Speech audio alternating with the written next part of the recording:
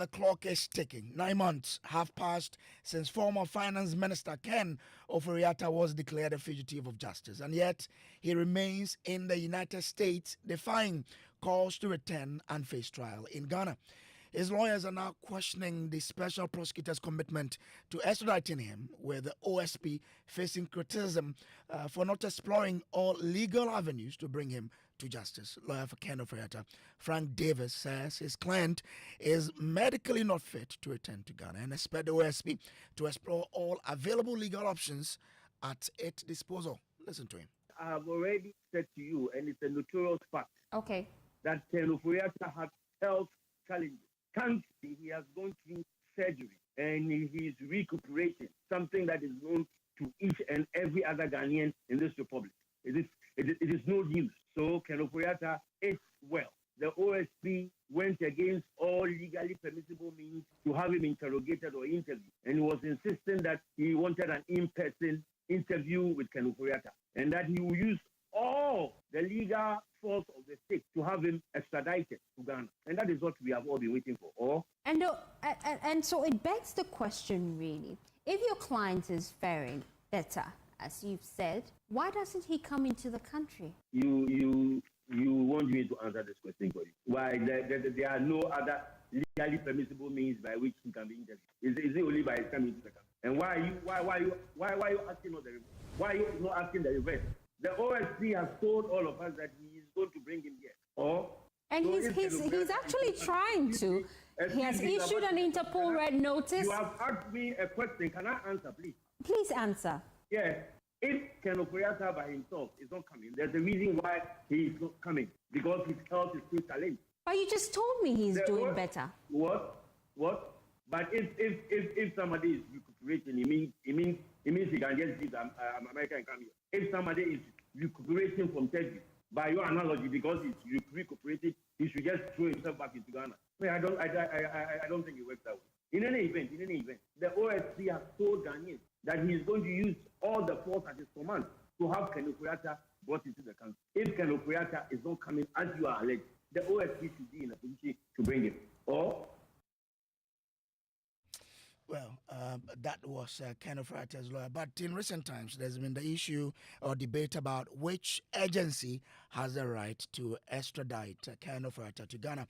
We're hearing from Deputy Attorney General Mensah, who says several requests to the OSP to avail the docket on the case to initiate the extradition request has proved futile.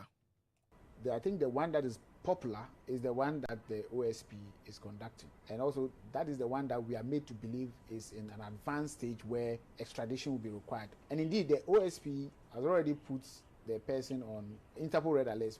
What it means is that it's a notice to the whole world that this person is a wanted man. But the Interpol alert is not an extradition, procedure. So if we really want the person to come, we need to make an extradition request to where we believe he is, which is the US. Now, this is what's, and listen to me carefully on this. We are the only authority, that is the Attorney General Office, we are the only authority that can make extradition.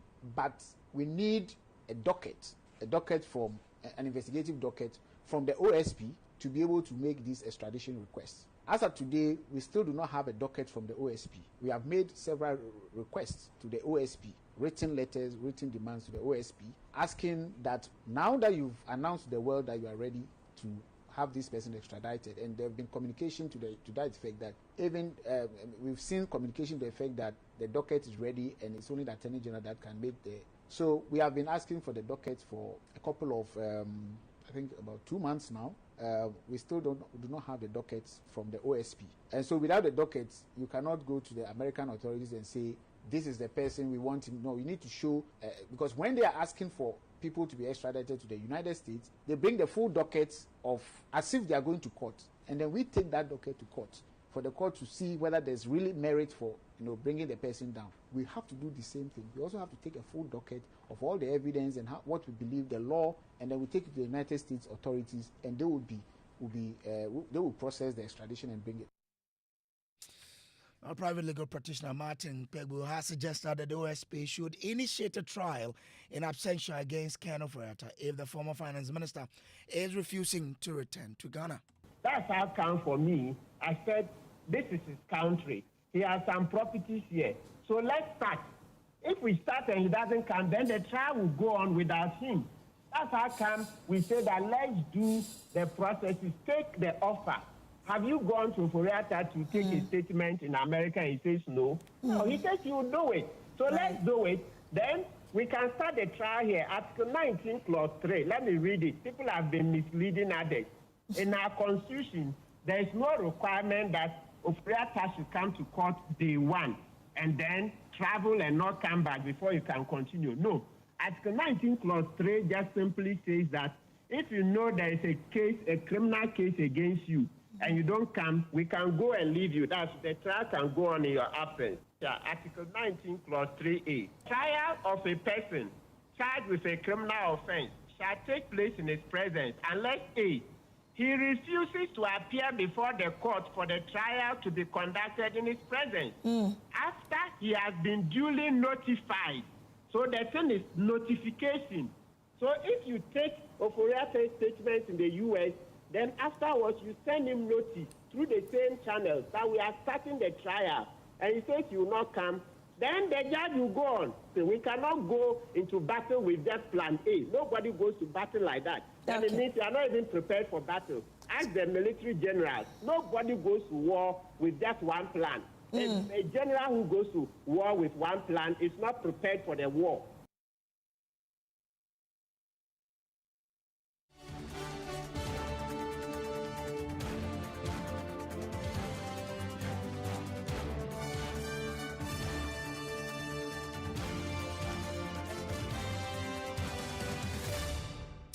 All right, this is Top Story brought to you by Telecel and Shield Pension Trust. Into the future with you. Now, let me bring in Sami Dako, who works at the Office of the Special Prosecutor, to help us understand what's happening. Sami, I'm grateful to you, really, for having the time to join us on Top Story tonight. Now, where are you in the extradition process? So, as you are aware, first of all, let me state that there is no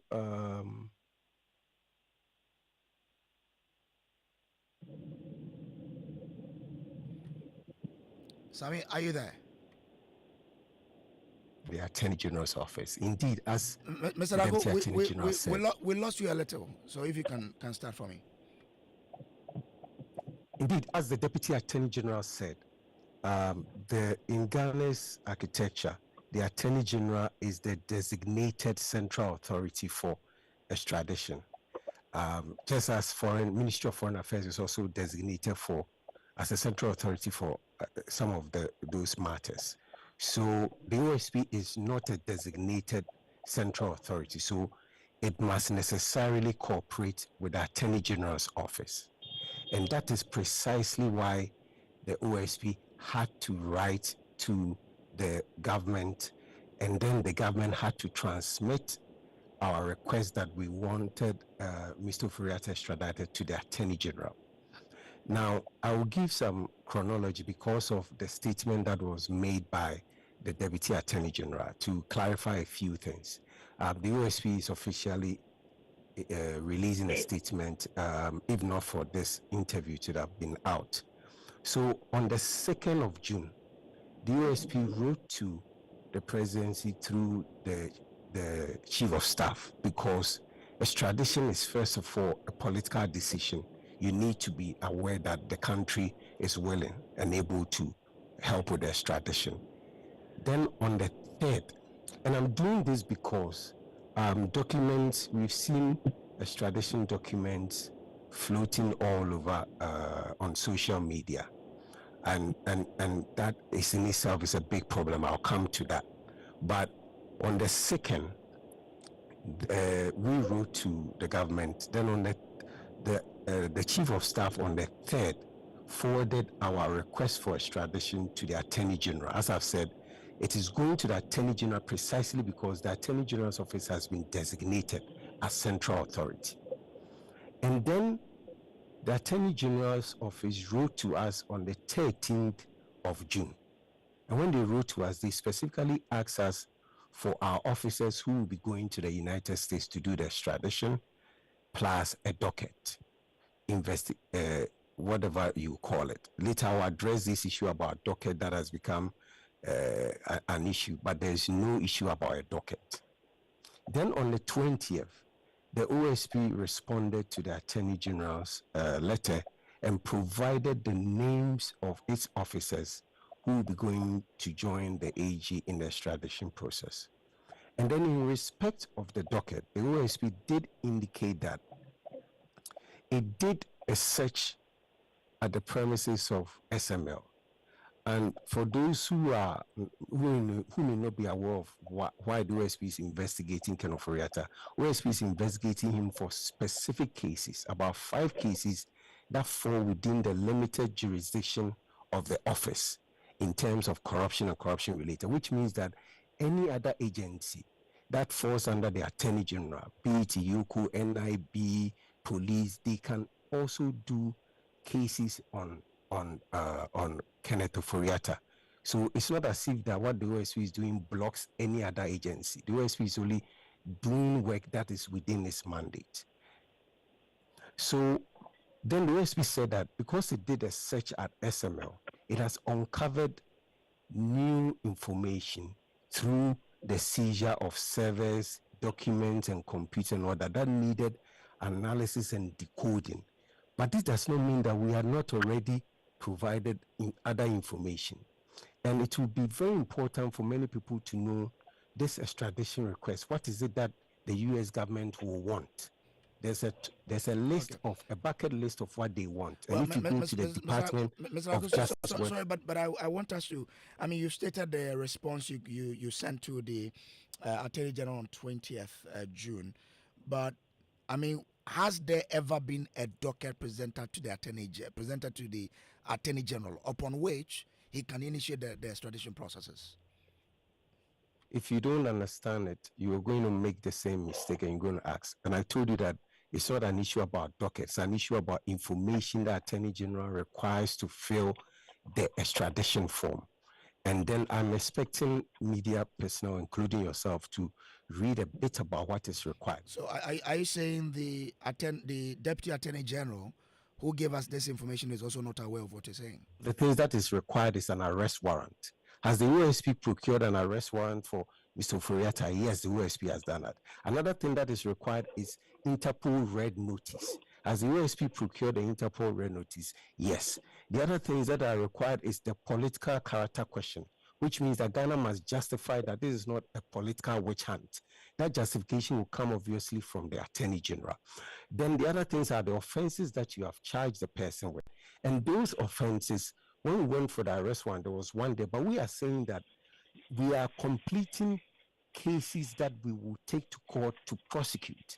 And these cases are not just cases of only Mr. Ofori-Atta. There are several other suspects involved in the case. So we had said that, so on the 20th, when we responded to the AG, we said that because we have uncovered this volume of documents that need an analysis, we will want to complete it. And when we complete it, we will forward to you the investigative report, which you... Well, Mr. Nakon, but the response you're talking about that I have does not contain the explanation you are giving us, because what you say in that letter is that, quote, I refer to your letter dated 13 January 2025 in reference to my letter to the Chief of Staff dated 2nd June 2025 and the Chief of Staff reference to the Attorney General for extradition processes to be instituted for the provisional apprehension in any jurisdiction in which he may be located or found, and extradition to the Republic of Ghana of Kenneth Nana-Yaw Ofori-Atta, who served as a minister responsible for finance of the Republic between 2017 and 2024. That's what it's here. And then he says, the OSP nominated the following officers to join the team of prosecutors to examine and process the extradition request. And then those names are mentioned. So, unless, of course, you are telling me I don't have the full complement of that letter. No, you don't. What? You don't. But it's okay. That's what I'm saying, that whoever leaked this document, I think has done a big disservice to the country. And I think that even you don't have the full complement of the correspondence, because there is another letter the Attorney General wrote to our office in September, in which the Attorney General now said that he time is of the essence. So he no longer would want a docket, but if we even have the incomplete investigative report, we should send to the Attorney General. And that's why I'm telling you that we have said that we just needed a few more time to wrap up on this new evidence that will go ahead to also solidify the evidence that we already have. That's why I've told you now that there is no confusion, there is no clash. OSP has not delayed, neither has OSP refused to share investigative information with the Attorney General. In fact, it is the OSP that has started this case right from day one, when many people did not even believe and said the OSP was insensitive and inconsiderate. The OSP had maintained at all material time, we know where he is. And that is why we have said that it is important that we bring him back to for processes to continue. It doesn't mean that the fact that we are saying that we need to finalize our documentation doesn't mean that we have delayed. And if you take a look at it, the Deputy Attorney General has said several 2 months, and I respectfully, they are inaccurate by the date I've given to you. The only times was from the 20th and then of June, and the next time was September. That's about it. And there's been a lot of cordial phone exchange. In fact, when we gave them the names of our officers, the Attorney General's office was also supposed to bring his name for a certain committee to be formed and all that. Those processes have not even happened.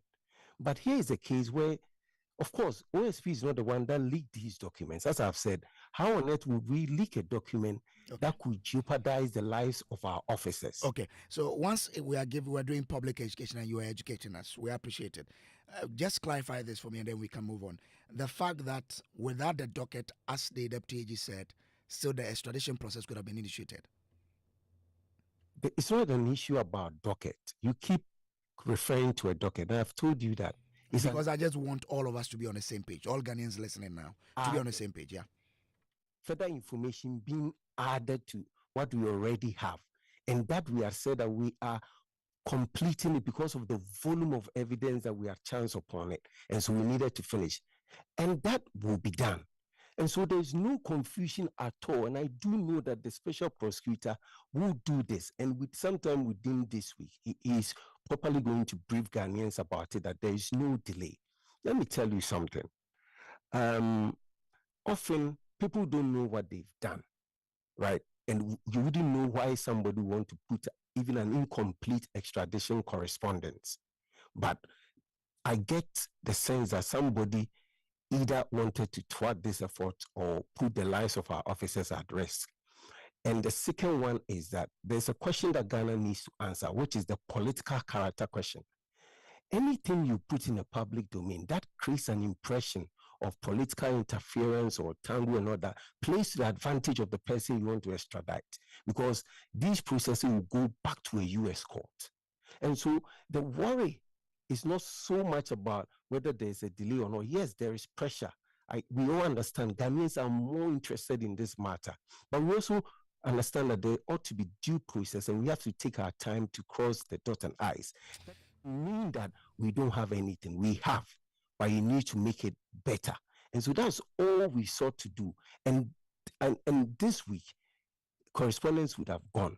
So it stands to beg. And you see, the problem also is this. Sometimes the OSP is quiet, doing work so that it can present and make things about, and people will say that the OSP is not talking and is creating confusion or other. When the OSP talks, they say the OSP talks too much. Why are you talking? Meanwhile, the very act establishing the office says that we must carry Ghanaians along at every stage. So just as I'm explaining to you, these are the things you have been doing. Even Joy FM, you interviewed the wife of Ofori-Atta, who promised that the man was going to return in 3 months. He has not returned. Well, the lawyer is telling us that the client, the health of the client is not too good, and that's why we haven't seen him. So, of course, I mean, someone can promise, but you cannot determine when the person will be right or well, even though they can give you some assurances. Not so. Sorry, I didn't get your question because I'm saying that it is about health. So if someone promises that I'll be with you tomorrow and something happens, I mean, you cannot guarantee when and exactly when you'll be right. So maybe that is the real issue. But that's why we told you, and I remember you've interviewed us before. We told you that these excuses do not wash, especially if you have not been declared as invalid, unable to travel, unable to go anywhere. Then that would have been valid. So we have the assurances from you that this week, that document or the OSP will transmit the required information to the AG, and can we be guaranteed that this will actually happen, or it's also another indefinite assurance like the ones that we've heard earlier? Say that again. I am saying that you've just given us assurances that OSP will transmit the required information to the AG this week. Is that a guarantee that we cannot bank our hopes on that? In fact, no, I said that the SP will make a press conference this week, but certainly the OSP is going to transmit the required information to the Attorney General soon. And when I say soon, I will leave that when the SP addresses the nation on what, because you see, we have completed the investigation. We are just boarding it up with a few other information that we've had. And also remember that I said that we are going to be filing charges against a number of people, including Kenneth Ofori-Atta. So it's not just one person matter that people think that it's just one person. It involves other persons that we ought to also complete. So, well, Mr. Dako, I'll let you move on, but aren't you the one who wrote this on your social media? Quote, I am aware that the special prosecutor is expected to complete and transmit the necessary information to the AG this week to facilitate the extradition process. Yes, I'm the one that wrote it, and I'm saying that will happen. Except that I wanted to say that I will also leave the SP to finally firm it up. But I do know that correspondence is going to go to the Attorney General because I'm aware that he's preparing to do so. And that is why I had to put it out there. Which means that there's a guarantee. And then this one will not be like those indefinite assurances we had in the past, right? OSP has never given you any assurance. In fact, what has happened on the contrary is that many of you had doubted the OSP. When it started, you said it won't go anywhere. The OSP was able to do it. Even when we declared him wanted and said we're going to place him on Interpol Red Notice, many of you doubted it, especially in the media. And then within 1 week, he was placed on Interpol Red Notice. And the same thing has happened again when we have said that we are making a request for an extradition, and the same doubt. So from the chronology, what you are saying is not borne out by any facts. Okay. So, I mean, there's been suggestions that the man can be tried in absentia. Is the SP considering that? This is an old argument that I've said that many other lawyers have interpretations of how things should go, and then they talk about, say, one plan. It's not about one plan or not. When you spoke to the Deputy Attorney General, you think that if the states, including the Attorney General, thought that that would be done, why would we bother ourselves on an extradition? That's why I've said that, yes, those who are outside, especially those who have not been at the other side of, say, prosecuting and arrest, are able to say that the Constitution is clear and all that. But let me ask you, have you ever heard in any country where a person has been tried in absentia, where the person has not appeared? Do you know why even the International Court of Justice, although they know where the suspected criminals are, But Ghana did one recently with the former director of one of the state agencies, I've forgotten, but she's a lady. She was tried in Ghana to get people to go back to stand trial. The point I'm making is that anywhere in the world, trial in absentia happens when the person absconds after either they have appeared before the court or their statement and other things were taken. And the point we have made in Ghana that whether you go by way of a summons to a judge or you go by way of what we are doing, the court will still require service on the person, and the court will still require the attendance of the person. Okay, Mr. Samdako, I'm grateful to you. Let me bring in Professor Kojo, PhD. He's Professor of International Law, UG. Prof, I'm grateful to you. I'm sure you follow the argument that the SP's office is putting up. What do you make of it? You understand law better than I do. Come again, please. I am asking that I haven't listened to the argument the Special Prosecutor's Office is putting up. What do you make of all of this? Well, it's interesting. There's a lot that is happening between the Attorney General's office and the Special Prosecutor's office that we may not know. So it's difficult to judge one way or the other. Having said that, listening to the OSP's officer, I think he's making a clear case that is the norm, or that is the processes for extradition. The political character that he mentioned is true. The crime that the persons are alleged to have been committed should not be a political crime. Apart from that, at the end of the day, even though there's a treaty between U.S. and Ghana, U.S. has to agree that it wants this person brought to Ghana. In this case, we have Interpol involved as well. The Interpol alert, the red alert that was issued, indicates that Interpol has been involved in this, but it doesn't constitute extradition, and it's not an arrest warrant. That is where I also agree with the Attorney General's position. So at the end of the day, the power is in the hands of the Attorney General to actually initiate the process. But the case has to go to a court. It's like a court process in the U.S., where it has to go to a court for the court to make a determination that, indeed, all the requirements for extradition have been met. For example, has the person been tried in Ghana before and sentenced?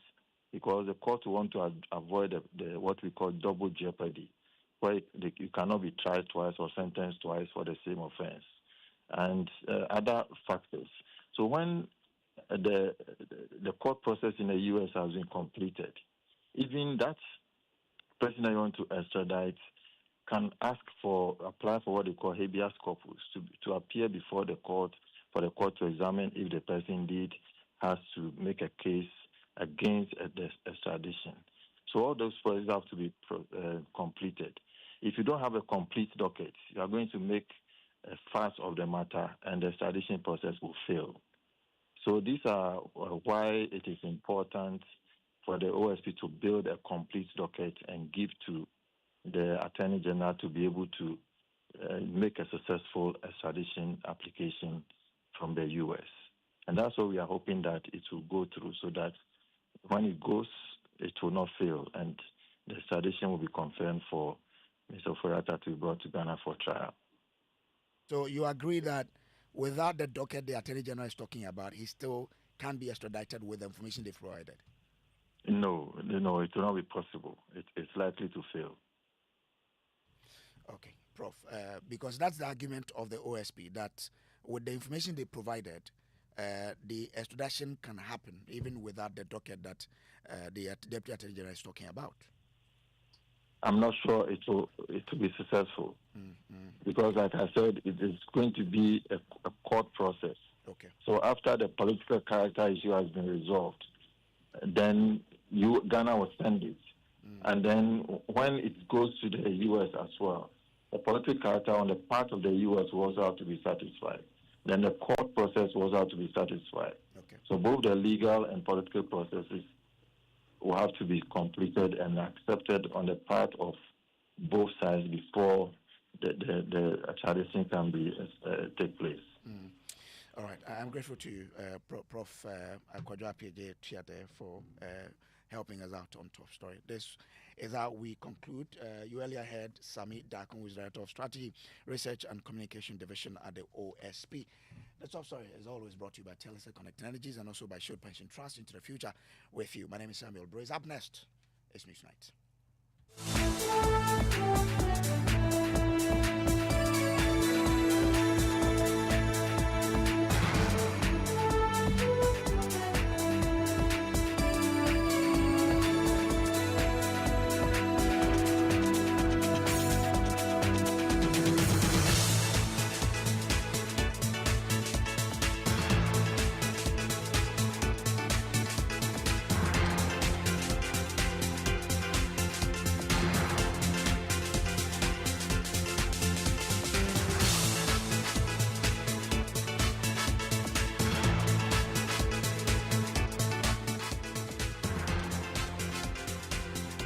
On Newsnight tonight, in the next 60 minutes, gunmen unleash chaos, opening fire on civilians at the National Health Insurance Authority office, killing 4 and leaving several others critically injured in Garu in the Upper East region.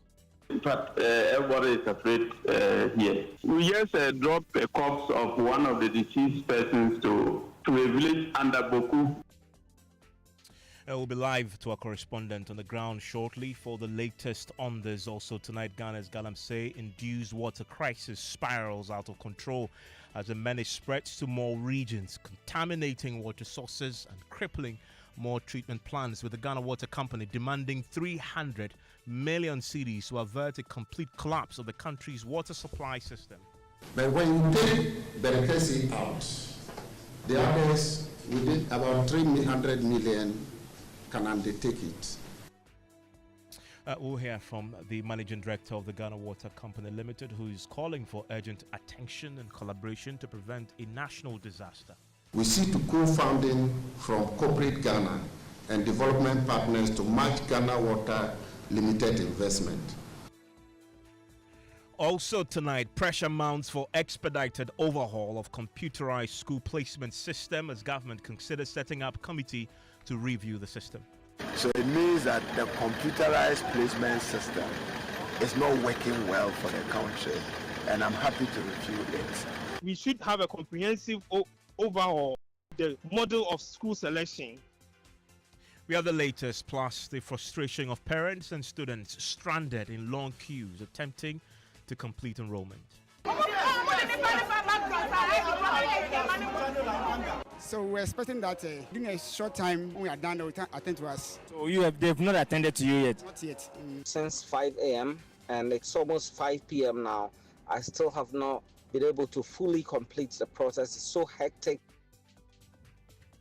And in business, Finance Ministry reaffirms commitment to budget credibility as it engages more stakeholders ahead of the budget presentation in Parliament next month. And in sports Ministry still yet to settle Black Princesses per diems for last month's FIFA World Cup qualifiers. You want to stay with us because the National Science and Maths quiz is back after crashing out at the 1/8 stage to Keta SATS in 2024. Kumasi Academy shows up to this year's prelims with unfinished business. We have the latest for you, plus your views on our WhatsApp platform 055-1111-997. Details after this. You get them. I get them. I send them. I get them. I pay them. Telesale cash. I get them. I pick them. Telesale cash. You get them. I send them. Telesale cash. I send them. You get them. Telesale cash. I get them. I buy them. I take them. I pay them. I send them. Telesale cash. Telesale cash. Experience the ultimate convenience of sending money on Telesale Cash. Sending money from Telesale Cash to Telesale Cash is free. You can also make payments to merchants on all networks. Enjoy best value and total security with Telesale Cash. Telesale, connecting energies. Couldn't sleep at night. Mosquitoes will be whining my ears, bugging me all night long. Till I got a remedy. Now I'll be spraying them away with holy insecticide spray. I go spray them away with holy insecticide spray. When I sleep, me da with holy insecticide spray. Holy mosquito coil, holy multi-purpose insecticide spray. Ghana Kron Kron. For bulk purchase, call 0302 681582. This advert is FDA approved. No. You look so relaxed and cheerful these days. What's your secret? No secret, Kofi. I just sorted out my retirement with Shield Pension Trust. You should talk to them. Retirement? There's more time before pension. Share. The earlier you start, the better. And Shield Pension Trust makes this so easy for you. They've got amazing plans to choose from. I even signed up for the Shield Cedi Crow a Day personal pension scheme, which lets you save as little as 1 Ghana Cedi a day towards your retirement. Isn't that great? 1 cedi a day. Exactly. And the best part is, I sign up automatically on the Dachia Pomoden plan, which guarantees me medical insurance when I go on retirement. Hey, you've convinced me. I need to sign up now. Kofi is making a move to secure his future and health insurance when he goes on retirement. What about you? Go to Shield Pension Trust or call us now on 050-915-0253 and we'll guide you through securing your pension tomorrow. Shield Pension Trust, into the future with you.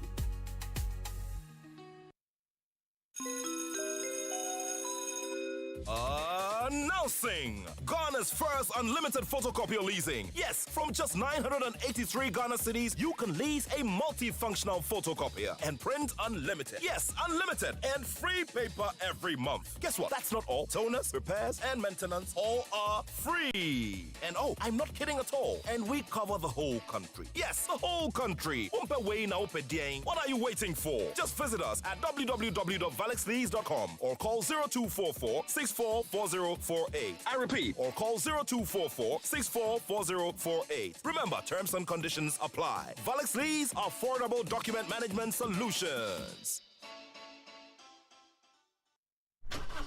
Jack, looking to enhance your car's engine's performance or your industrial machineries need oil for efficiency? Mata, get 77 lubricants and thank me later. 77 lubricants made in Holland, now available in Ghana to protect and prolong the life of your engine, ensure smooth operation and prevent damage from heat and corrosion. 77 lubricants has engine oils, transmission fluids and coolants available at auto shops nationwide. For bulk purchases, call Autolas Ghana on 055 3333 810 or 0208 132 857. 77 lubricants. Maximum power, maximum protection. Drive on, Ghana. You're live, your News 90s on Joy 99.7 FM. Now, a sense of unease has settled over Garu in the Upper East region over news that a deadly incident had indeed broken out. At the National Health Insurance Authority office, 4 people have been tragically killed with several others left injured after unknown gunmen on 2 motorcycles opened fire on civilians, sparking panic and chaos in the unusually quiet town. Now, the motive behind the attack remains unclear.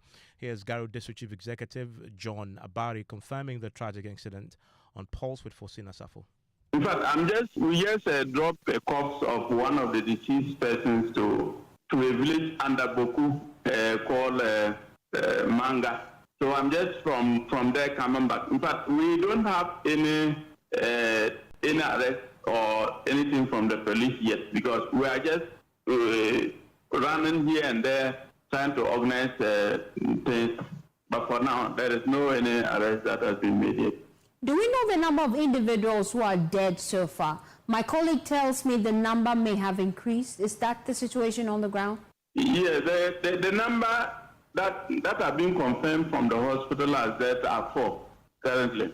And about 4 people too are also injured, but that is, I cannot confirm whether that is all the number or not because we are just busy moving around, even depositing the corpse to the family. I think I went with my car to under Timpane. One person too was also coming from there.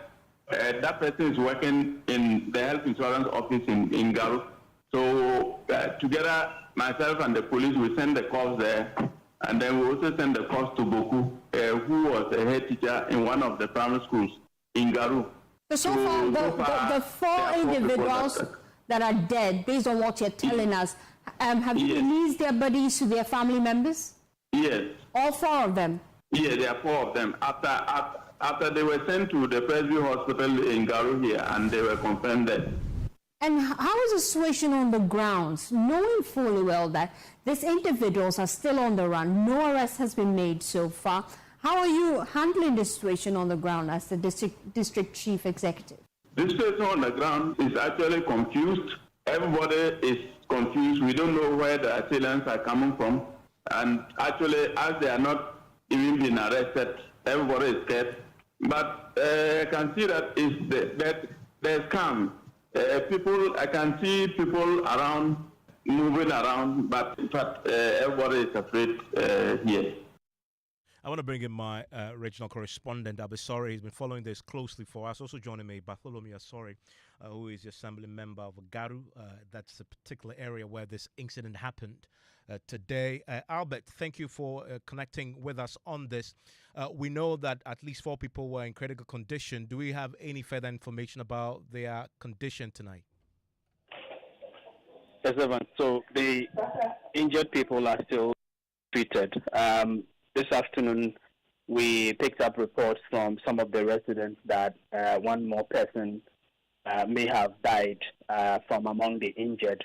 That information, we are still looking to confirm it because the DCE said he had also been moving around and had also not heard it at the time that we picked up the information. The residents are worried about the situation. A lot of them feel that these attackers may just still be on the loose and lurking around somewhere. So a lot of them are actually worried about the situation. We just had the DC that talked to us about calm has returned. You can confirm this? Yes, so this afternoon, a lot of the residents had gathered at the Garup Presbyterian Hospital where most of the injured and even those who lost their lives were taken to. But after a while, when the bodies were released, a lot of them dispersed back to their homes. So it's only those of them whose relatives are there in the hospital to support them who are still hanging around from the last time we checked. So there's calm, but you get the sense that once these people have not been arrested, even the motive behind why they carried out the attack is still unknown. So people are, scared for their lives. Albert, thank you very much. And thankfully, we can speak to Bartholomew. He is the assembly member for this particular area where this incident occurred. 4 people already dead, sporadic shooting, people on the motorbike just storming the NHIS office there and opening fire, killing 4 immediately. 4 of them, as we understand now, are in critical condition. Bartholomew, tell me, do we have any idea why this shooting incident happened? Okay, we may have lost him there, but if you are in that part of town and are affected by this, please connect with us. 055-1111-997 is the WhatsApp line, and we'll be getting further details for you because Assemblyman was on the ground and has been there, visited the scene and spoken to people. He has a first-hand appreciation of this incident today when the gentleman on the motorbike just opened fire. We understand 4 confirmed dead, 4 in critical, at least 4 in critical condition as we speak tonight. Bartholomew will join us with the very latest on this. Still live here on News Night is on Joy 99.7 FM. And the Galamsey menace now, because Ghana's Galamsey-induced water crisis is indeed spiraling out of control. And we are learning a bit more from the Ghana Water Company itself. What began as a challenge in parts of the central region has extended to the Ashanti, Eastern and Western regions, where treatment plants are struggling to operate due to the siltation of the water sources there. The Ghana Water Company itself, they've been addressing a news conference. The managing director of the company, Adam Watawakilu, says they now urgently need 300 million cedis to secure the plants and treat the water. Energy-wise, abrasion pumps pushes pumps outside their efficient operating range. So we burn more power to move less water. The waste heat system include Eastern region, Enyinam, Kidi, Osino, and Akimoda on the Brim River, then in Sawam on the Densu. Central and Western regions, we have Dabuasi, Sejrehiman on the Pra River, and Bonsa on the Bonsa River, Kwanyaku on the Ayensu River. In our central region, we have Odasu on the Oda River, Konongu on the Anum River, and Berekesi on the Ofin River. If you refer to published figures from the Ministry of Works, Housing, and Water Resources, a cubic feet is averaging about 150 Ghana cedis. To distill 1 cubic feet is averaging around 150 Ghana cedis. So the budget is huge. But when you take Berekesi out, the others within about 300 million can undertake it. Well, he adds the failure to implement the recovery plan immediately could cripple the sustainable water treatment. Let me state this plainly. Ghana Water Limited is a tariff-regulated utility. We cannot immediately pass certain costs that surges to consumers, nor do we wish to. Affordability matters. But the gap between regulated revenue and siltation-driven costs stretches the company beyond reasonable limits, and if left unaddressed, threatens the sustainability of our mandate to deliver safe, reliable water. Well, Mr. Mutawakilu, however, dismisses calls for the president to impose a state of emergency in the worst affected areas. If you declare state of emergency in one area, they will migrate to another area. So at the end of the day, the whole canal will be in the state of emergency. It's what measures can we put in place for it to be sustained? Is state of emergency going to be there forever? That is the question we must ask. You declare state of emergency, so for how many years?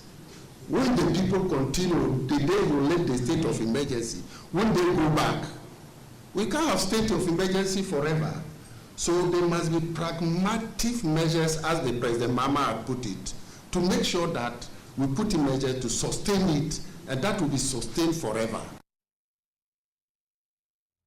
My colleague Fatal was at the news conference, joins us in the studio right now. Fatal, what's this plan that the water company is talking about? Evans, the company calls it the 24-month catchment recovery plan. It says the initiative seeks to collaborate with key stakeholders to protect and desilt around air treatment plants. According to the managing director, they intend to raise funds and logistics support from partner institutions such as the Water Resources Commission, Gold Board, District and Municipal Assemblies, Environmental Protection Authority, corporate bodies, and others to collectively tackle this challenge. They are talking about 300 million cedis. That's what they need to secure the plants and also treat the water, to purify it. Yeah. What exactly are they going to use the 300 million for? What approach are they adopting? There's been controversy recently about dechemicalization or decontamination and using nanotechnology. What is the Ghana Water Company use the 300 million for? Evans, the managing director explains that the 300 million Ghana cedis will support what he calls an upstream solution, focusing on 8 priority river bodies that feed their treatment plants. The funds, he said, will go into dredging around affected plants, stabilizing riverbanks, and revegetating degraded catchment areas. We can take a listen to him. Our proposal, that is the way forward. We propose an upstream solution, a joint 24-month catchment recovery plan focused on 8 priority river bodies feeding our plants. The plan combines riverbank stabilization and revegetation at erosion hotspots targeted, survey-led dredging around intake channels, and coordinated land use compliance and community engagement to protect repairing buffers. Why this make financial sense? Targeted upstream will restore abstraction capacity, reduce treatment challenges, lower specific energy per cubic meter, and extend asset life by cutting abrasive wear. In simple terms, we convert recurring emergencies into planned, high-yield intervention that stabilize production and bend the unit cost curve. We see to co-funding from corporate Ghana and development partners to match Ghana Water Limited investment. Closer collaboration with district assemblies, the Water Resources Commission, the Environmental Protection Agency, the Minerals Commission, the Ghana Gold Board, and National Security to align enforcement and protect buffer zones, deeper community engagement through traditional authorities, and in-kind support finances, materials. So we need their support either in kind or finances, materials, equipment, and logistics assigned to specific rivers. Well, Adam Mutawakilu heads the Ghana Water Company. I want to hear from you on this, 055-11-11997. Pressure is tonight mounting for an expedited overhaul of the computerized school placement system following widespread challenges endured by parents and students. Now, many struggle to access or process their information on the platform, leading to long queues and frustration at help centers. Now, this comes on the day the Education Minister, Haruna Idrisu, admitted that the system is not working as it should, revealing that a lot will now have to be done to fix a problem. He says that the government is going to be setting up a committee that would see a review. He announced this while visiting Prosecutor today. Corrected. Maybe it's part of the committee that I've asked them to improve the CSPS. So once they review and give me their recommendation, but they should give me a model which is practically better than what we are doing now. You are ready to change it, but change it for what? You don't want to change it into something that will mess all of us up. Change it for the better. But we should review the computerized placement system. It's not fair at all. It's not fair Why, at Honorable? all. Why is it not fair? A student gets aggregate 6. His first choice is science. He is thrown to read business and not even admitted to his school of first choice. There must be something wrong. If you are measuring it purely on merit, then. So that is Haruna Idrisu there talking to us about the plan to review the computerized placement system. But this is not the first time the Education Ministry is attempting a review of the system. Under the previous administration, the abuse of the process itself, the corruption of it, was a subject of a review. My colleague Caleb Ziblim joins me in the studio with details of this. Let's begin with the key findings of that committee.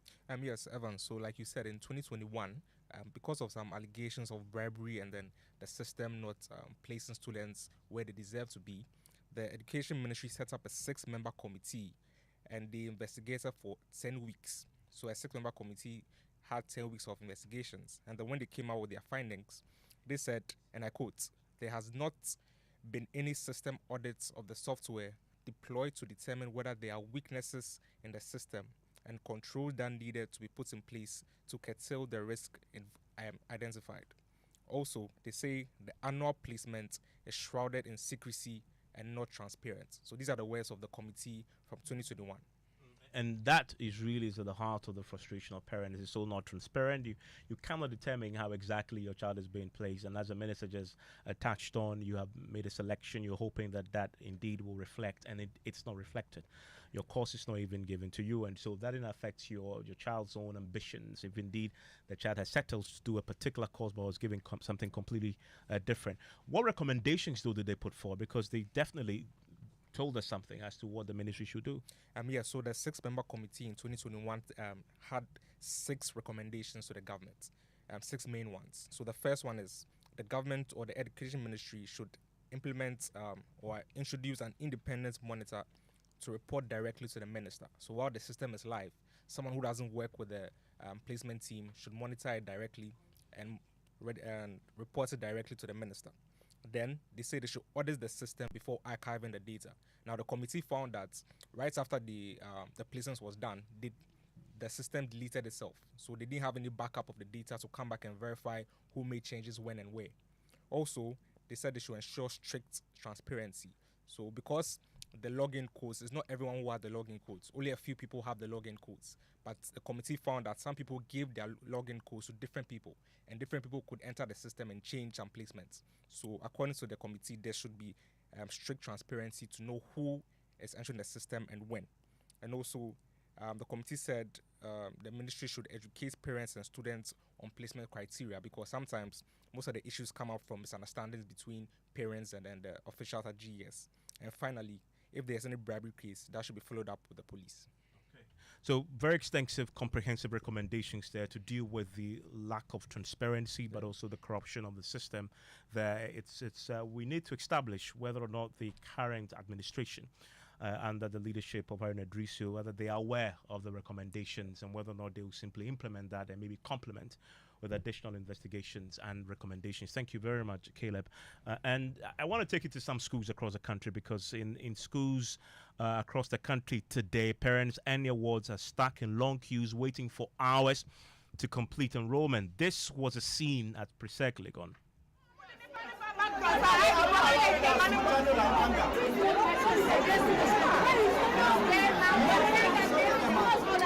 Well, some arrived there as early as 3 a.m. and from what we now understand, many are still stuck in that queue waiting to be attended to. Fred Smith joins us on the line right now, and he himself is there for us. And Fred, what can you report? Are the queues now being dealt with by the school authorities? Yes, Evans, the queues have now been dealt with, but there are several queues. So it's the first queue I'm referring to.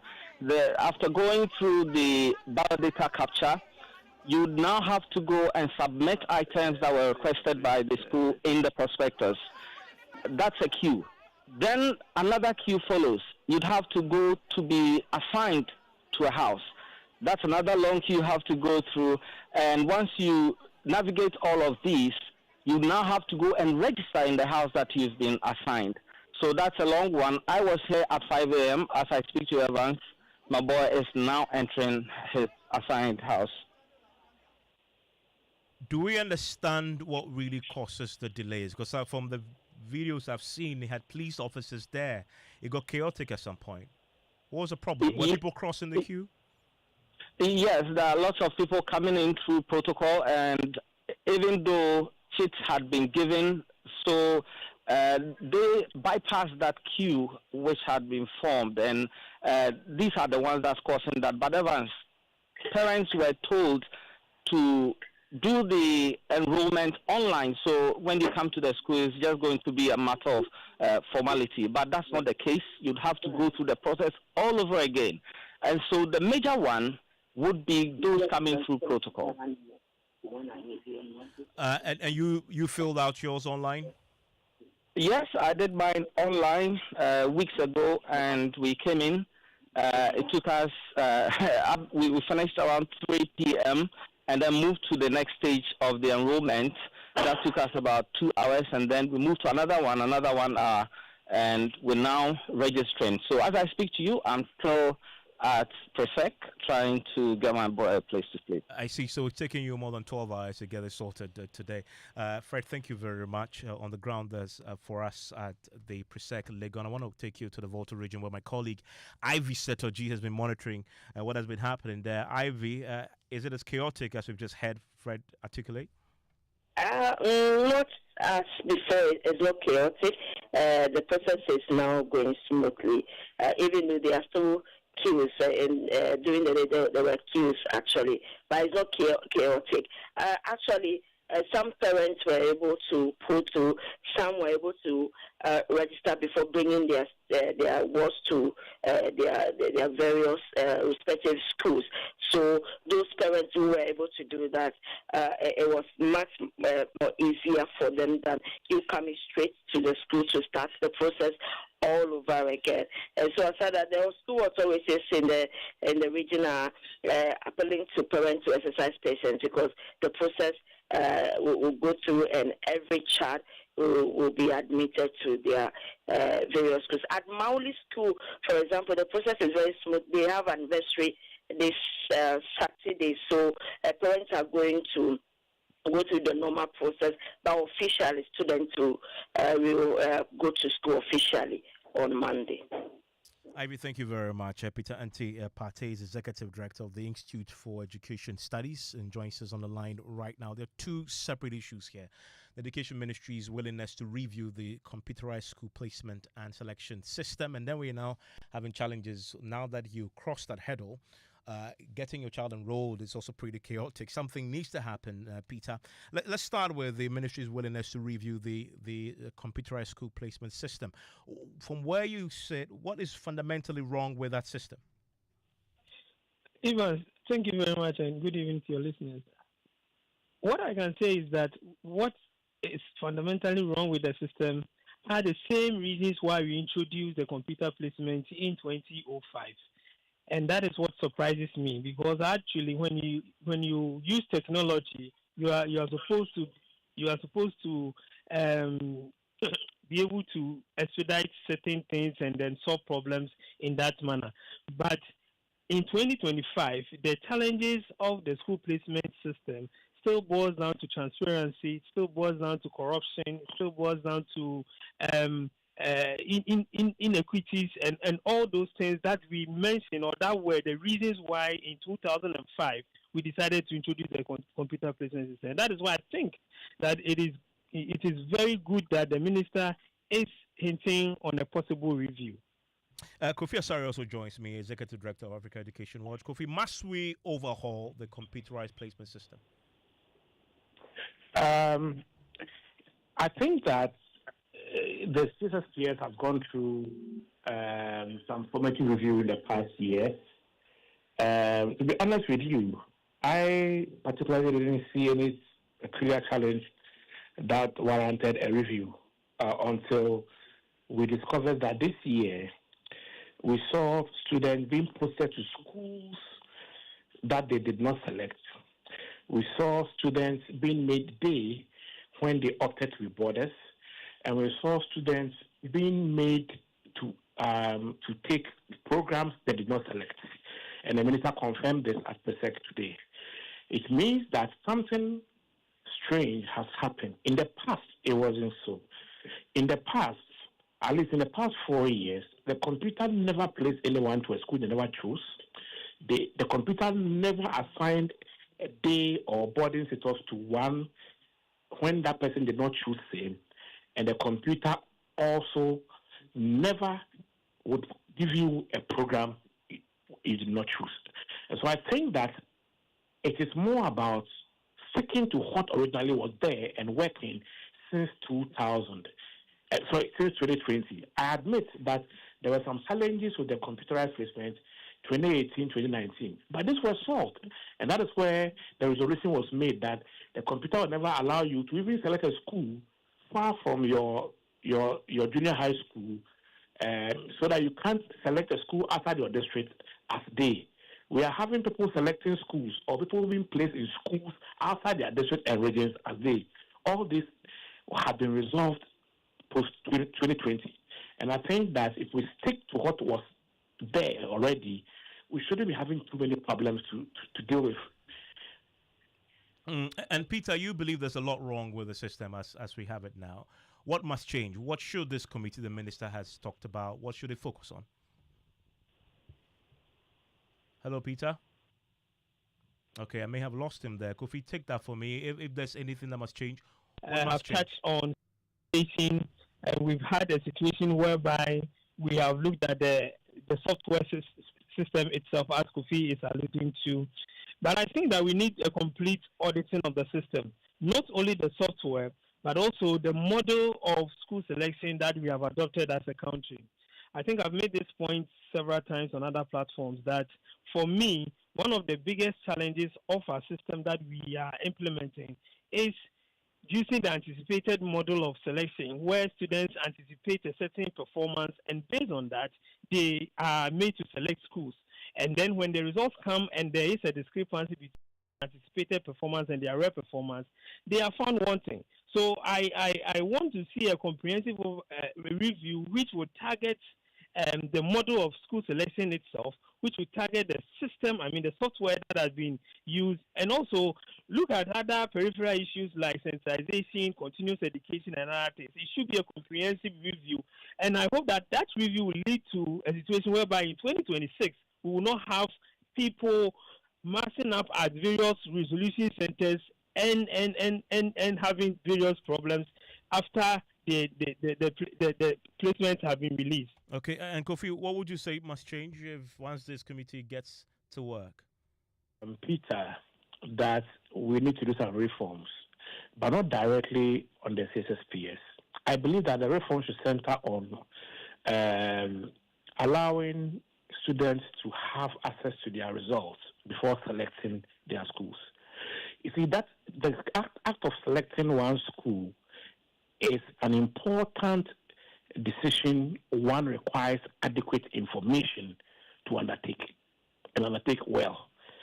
And so if we are able to allow students to select their schools after they have an idea about their BEC results, and if you like their raw scores, then it will manage to a reasonable extent the expectations of candidates when it comes to selection of schools. I think that is one thing that we can do.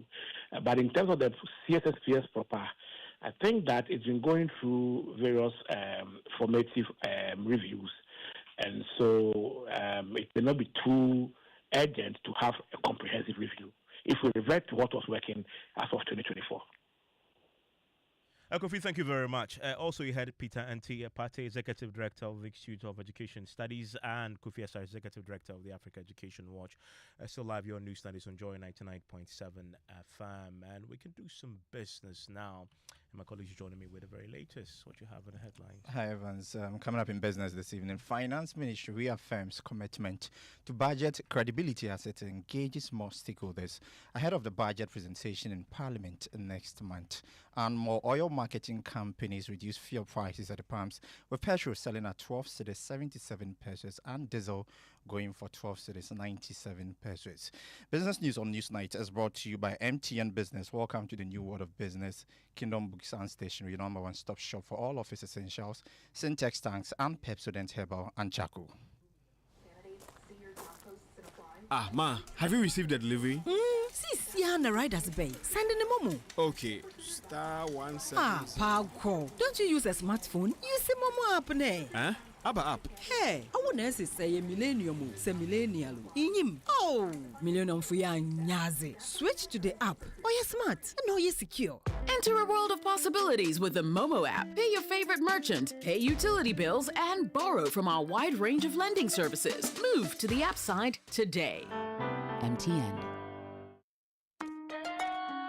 Son, we are so proud of you for setting up this hospital. I really love those hospital beds and waiting chairs. By the way, did you import them? No, Dad, I didn't. I actually got them from Kingdom Books and Stationery right here in Ghana. Wow. We also bought our office supplies, safes, executive desks and chairs from Kingdom, and they gave us expert advice on how to set up our office. Guys, that makes 3 of us. I also got our sofa and bedroom sets, plus our dining hall furniture for our new home from Kingdom. Wow, Mom, that makes 4 of us. I usually get my stationery items from Kingdom, and my teacher also mentioned that our classroom furniture was provided by Kingdom. So there you have it. Whenever you're thinking about setting up an office or acquiring furniture for your home, etc., Kingdom Books and Stationery should be your first port of call. With over 40 years experience in the industry, we stock and supply a wide variety of globally sourced office and home furniture, stationery and equipment. Visit our head office, Takweje, Osu near the Osu Cemetery, Temania Community 4, Takoradi opposite Vijay Mays Plaza, Cape Coast University Bookshop,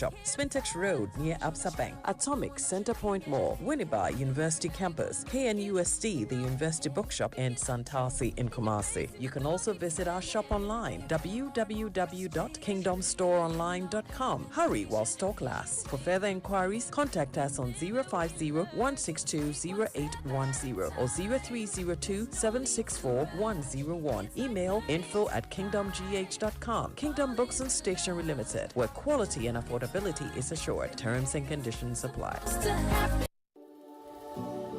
At Star Oil, we believe fuel is not just a commodity, it is a lifeline.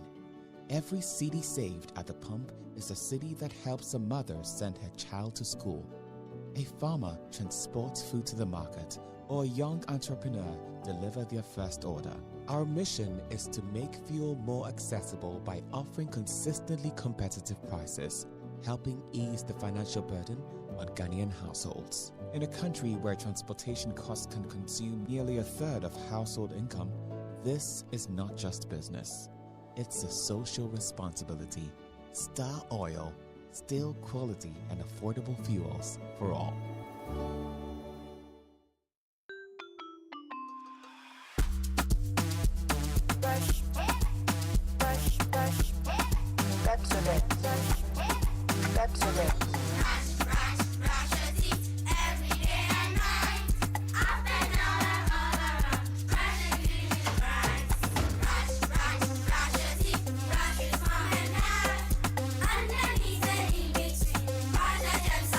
Brushing gets more fun with your kids with the new Pepsodent Kids toothpaste. Give your smiles protection that lasts. Grab yours today from a store near you. This advert is FDA approved.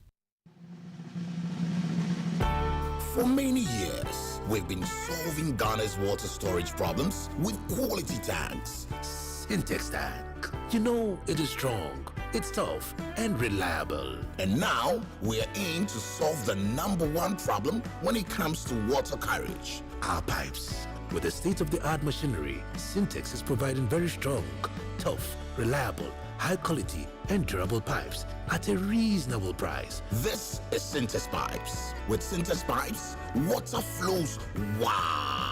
I mean, ta-ta-ta-ta-ta-ta-ta-ta-ta. If they carry water, no wahala. With Syntex Pipe, our water problems are solved. Syntex, are you strong?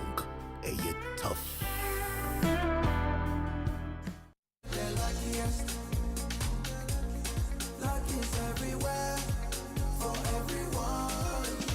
This year is going to be sweet. I don't just feel it, I know it, because the Luckiest Season 3 is back. And I'm about to show you how to grab your golden ticket. Just dial *712# and follow the prompts to purchase your ticket. Or go to theluckiestafrica.com, hit community tickets, and pick your lucky number. Or let the system do its magic. Choose how much you want to spend from 1 to 5,000 Ghana cedis. You can even buy a ticket for someone else. Be someone's hero. Payment? Easy. Mobile money in Ghana or card if you're international. One ticket can turn 1 CD into 500 times more. That's maths we love. Or your community will win 10 times more. So let's get lucky together, because luck is everywhere.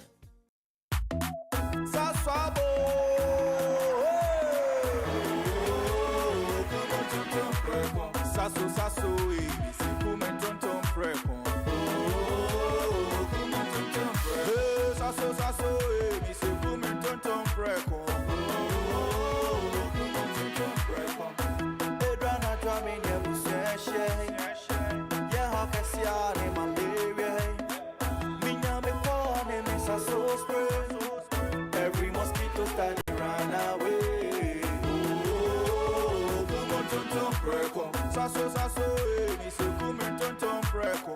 Oh, come on, tonton preko. Sasso, come tonton preko. Nani sham ne die demonstronko. This advert is FDA approved. Welcome back. My name is James Shen. We settle for the details now. The Ministry of Finance says it will continue to maintain a strong focus on budget credibility as part of effort to strengthen Ghana's fiscal management. Deputy Finance Minister Thomas Inyakwampim said this at a stakeholder engagement meeting ahead of the budget, noting that government remains committed to ensuring that budget allocations and spending reflect a realistic revenue target and fiscal discipline. More than 4 billion cedis for improved healthcare financing nationwide. And it is not just the allocation. One thing that the finance minister keeps focusing and hammering is that we must ensure budget credibility. So whatever we have allocated, you see, if you compare this year to previous years, you see that we have done so well in the releasing of funds as indicated in the budget. And so Get Fund has gotten so much, health insurance has gotten so much as per what we indicated in the budget. So under social protection, you see that Get Fund so far has received in excess of 4 billion. And that was Deputy Finance Minister Thomas Inyakwampim. Now, a financial expert is projecting an increase in investor confidence in the final quarter of 2025. This follows the government's failure to meet its Treasury bills target, recording a significant 55% under-subscription, the largest shortfall so far this year. Head of Finance at Mensah Capital, Nelson Kwagbeji, made this observation in an interview with Joy Business. Don't forget that inflation is at 9.4%, single digit, and so even the 10.70% for the 91-day Treasury bill is higher than inflation, and so we will continue to have this mixed reaction and mixed sentiment from investors regarding the Treasury operations of the government. However, we expect that getting to the end of the year, most of the institutional investors will bounce back, and that the under-subscription that government is currently registering will be turned into over-subscriptions. Nelson Kwagbeji is the head of finance at Mensah Capital. Now, more oil marketing companies are reducing prices of petroleum products at the pumps. This is in line with industry's projection of prices going down by more than 4% per litre. More in the following Business Desk report. Market leader Star Oil is this morning selling a litre of petrol at 12 cedis 77 pesos from the old price of 13 cedis 17 pesos per litre. That of diesel has been reduced from 13 cedis 45 pesos per litre to 12 cedis 97 pesos. Second major player, Guel, has also reduced prices at the pumps. Petrol is going for 12 cedis 98 pesos, while diesel is selling at 13 cedis 85 pesos. More of the oil marketing companies have told Joy Business that they will move to reduce their prices this week. The reduction for this pricing window has been influenced by cedis appreciation and declining prices of finished petroleum and that of crude oil. The move, according to the Chamber of Petroleum Consumers, could go a long way to force transport operators to back down on their push for increase in fares. And that was a Business Desk report. Now, Blochem Industries, producers of Bell Beverages, has officially introduced a new product, Bell Cola Zero, to the Ghanaian market. Head of marketing at Blochem Industries, Magnus Day, said the new beverage is a direct response to requests from loyal customers who are increasingly health conscious. He made these remarks at the launch of the product at Accra Mall. We realized that over the years, some loyal fans have started requesting alternatives or versions of the Bell Cola that can meet their fitness or lifestyle goals. And some of these people are calorie watchers, weight-conscious people, fitness enthusiasts, some people living with diabetes, but the majority are the youthful young people who go to party and want to gallop as much cola into their body, but without the feeling of guilt or the compromise. Magnus Day as head of marketing at Blochem Industries. And then the business news on Newsnight with me, James Ishen. Danny. James, thank you very much. Let's do some sports now. And the day after Manchester United won against Liverpool, and you are a Manchester United supporter as well. Yeah, in a very good mood. A very good mood today, actually. I wore my red today, and my colleagues were jealous. And so I took it off for a second. I'm going to wear it back when I return. Yeah, you should. What do you have in the headlines tonight? Let's do some women's football news. And Ghana's under-20 women's national team, the Black Princesses, they are yet to receive their per diems from their last FIFA under-20 Women's World Cup qualifying matches against Tunisia. The Princesses secured an emphatic 4-0 aggregate victory over the North Africans to advance to the next round of qualifiers. However, despite their impressive showing, the players and technical team members remain unpaid for their efforts. Earlier this month, the Minister for Sports and Recreation acknowledged the delay and assured that the payment will be processed soon. But weeks on, the team is still awaiting the funds. Despite assurances from the technical director of the ministry, the allowances and per diems have been paid. Members of the are still yet to receive their funds. And still with some women's football, Ghana's Black Queens as a senior national team, they will face England in a friendly game on December 2 as they continue to prepare for next year's Women's AFCON qualifiers. That game will be played in England, and technical advisor to the Ministry of Sports and Recreation, Betty Crosby Mensah, says the fact that England even accepted to face Ghana shows the strength and growth of the Black Queens. I'm sure you are very much aware that continuously England is the world champions when it comes to the world women football. And so, which other team again? They have won continuously 2 times, and currently they are the world champion. And so they are the best, in fact, in the system that our girls could compete to.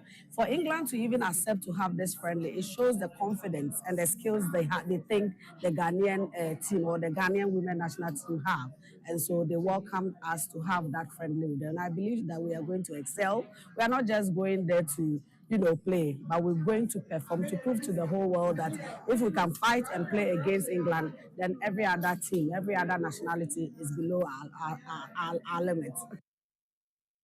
Betty Crosby Mensah is the technical director of the Ministry of Sports and Recreation. Bring that into sports. Back to you, Vance. Quentin, thank you very much. So live your news night is on Joy 99.7 FM. A few of your messages on our WhatsApp console. This one has no name. Says a particular school in Akachi South takes between 500 and 1,000 CDs when one wants to change placement for his ward.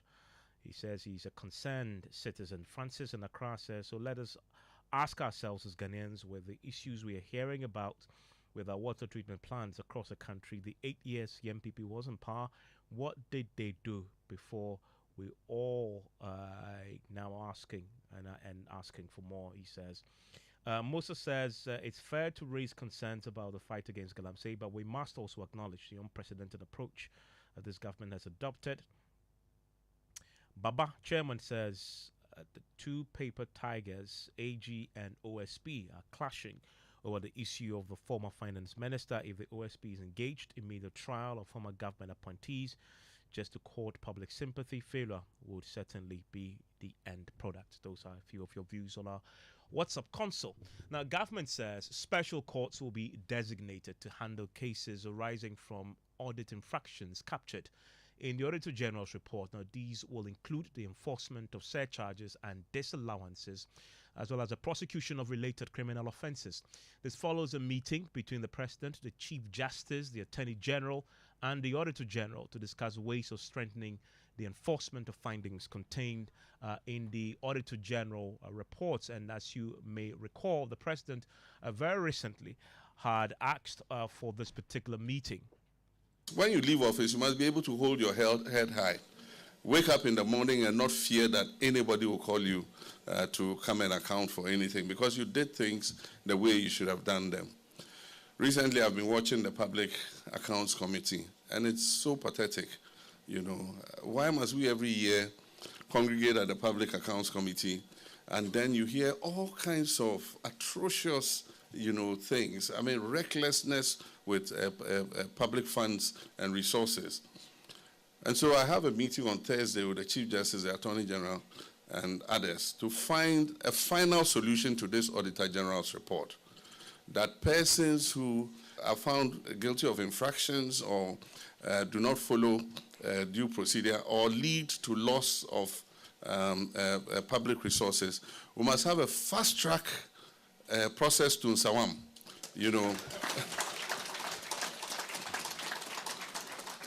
Fast track before you see you in Nsawam, 6 months.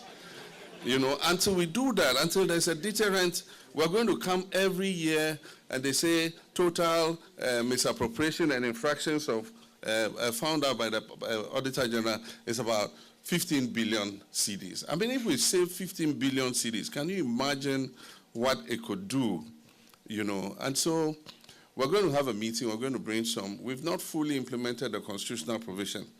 There's a part of the provision that says after the Public Accounts Committee has sat on the Auditor General's report, Parliament must set up a committee. What we don't know is whether it should be a parliamentary committee or it's a committee not necessarily made of parliamentarians to implement the findings of the Auditor General. Let's speak to former Auditor General Daniel Demolevo, who joins us right now. Mr. Demolevo, thanks for your time here on Newsnight. Will the special courts make a difference? Thank you very much, and good evening to you and your viewers as well as listeners. I think it will make a lot of difference, and I would like to congratulate the President for this move. And I'm also happy that the Chief Justice, the Attorney General, and the Auditor General, they are all on board. This is unprecedented. We have never had this opportunity before. So this is the best time that the Auditor General should disallow and surcharge people, holding them accountable for misuse of public funds or resources. But the recourse, the first recourse is to the Public Accounts Committee, though, right? I mean, that process still remains. At what point, then, do you reckon the courts will then step in? The Constitution does not require the Auditor General to go to the Public Accounts Committee before holding people accountable. If you read Clause 7 of Article 187, it says, in the performance of his functions under this Constitution and any other law, the Auditor General may disallow and surcharge. So the disallowance and surcharge does not need to wait for public accounts hearing. In my view, actually, if the Auditor General steps out this disallowance and surcharge, then the issues that will go to the Public Accounts Committee will be internal control issues how to strengthen controls around use of public funds, said that leakages may come to an end instead of the individual embezzlement cases, which I think waste the time of Public Accounts Committee and all of us watching TV, holding somebody accountable on TV for 5,000. And that is what the president is talking about, not beyond the surcharge and disallowance. He's talking about the criminal prosecution, hence the special courts. So that comes back to the question: at which point then do you hand that over to the courts? Can you circumvent the Public Accounts Committee and go straight to the courts? It's not circumventing the Public Accounts Committee. The Public Accounts Committee will receive the Auditor General's report at the end.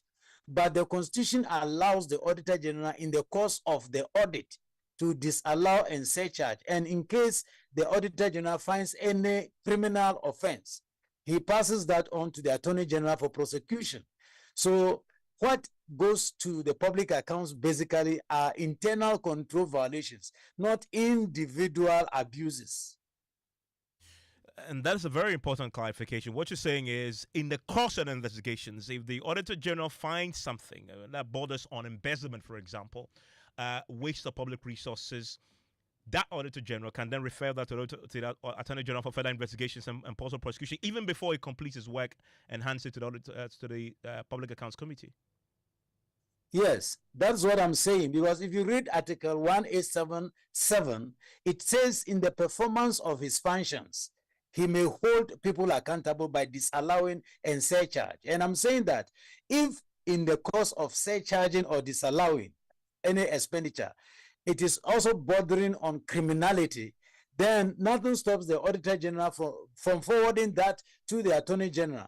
So the Public Accounts Committee does not need to hear of 10,000, 1 million, 2 million issues before it goes for disallowance and surcharge. But let me say quickly, if you will allow me to say that this is a good move, but we need to immediately also pass some legislations so to make the system watertight. One, to introduce a time limit on the prosecution. Otherwise, these criminal cases are going to be in court forever. So we should introduce a time limit for prosecuting corruption and corruption-related cases, including the findings of the Auditor General, said that people will not be doing in-hearing appeals. You wait till there's a determination of the court by the court, and you appeal. Instead of taking one case, go to the Supreme Court or a Court of Appeal, etc. If we do those things and we produce and we change the laws on internal auditing also to make the internal auditors more independent, so that their infractions can reach the Auditor General quickly, I think we may be making good progress. Thank you very much. Daniel Demelovo is a former Auditor General, and that's it for News Night tonight. And just before we go, I'm pretty sure most of you have been following the National Science and Maths Quiz, and let me give you a quick update of crashing out at the 1-8 stage to Keta SHTS. In 2024, Kumasi Academy returned to the NSMQ today. They returned with a bang and they won their first preliminary competition. And congratulations to them. They go to the next stage now. We're giving you all the latest on our many social media platforms. Follow us for details. Enjoy the rest of your evening.